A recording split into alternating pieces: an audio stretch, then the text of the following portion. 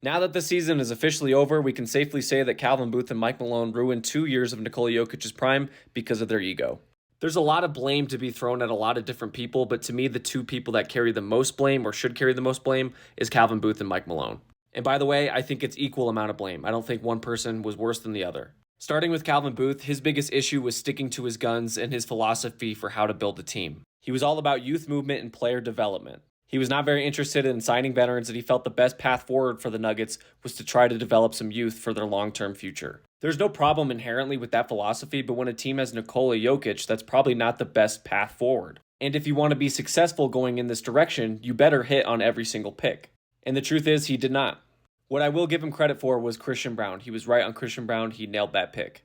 Then when he did have to sign veterans, the execution of this process was really poor. He gave Reggie Jackson a lot of money in a second-year player option that, of course, he was going to pick up. And then when it was time to move off of Reggie Jackson because he wasn't good enough, they also had to get rid of a bunch of second-round picks. He signed Dario Saric last summer to a 2-year deal with the player option included. He's going to pick that up, and that's going to hurt the Nuggets a lot with what they can do this summer. That guy played like 16 games this season.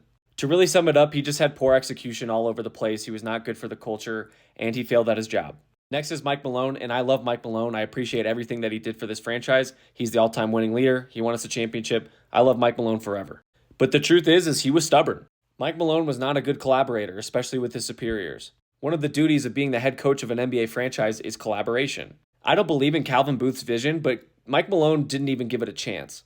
He sat guys that were Calvin Booth guys. He didn't even give them a chance to get into the rotation, play with Jokic, see what they had. He stuck to his veterans. He stuck to his guns. And to his credit, he was trying to win games. And I agree with that philosophy more than Booth's when you have a guy like Jokic. But he didn't even give it a chance. He didn't collaborate well with the front office at all. Not going to go too deep into this, but the Kroenkes deserve a lot of blame as well because they created this problem. They failed to retain Tim Connelly when they really should have, and it was all because of ego, I think. They didn't want to lose in these negotiations. Tim was going to command a lot of money, so they just said, you can walk.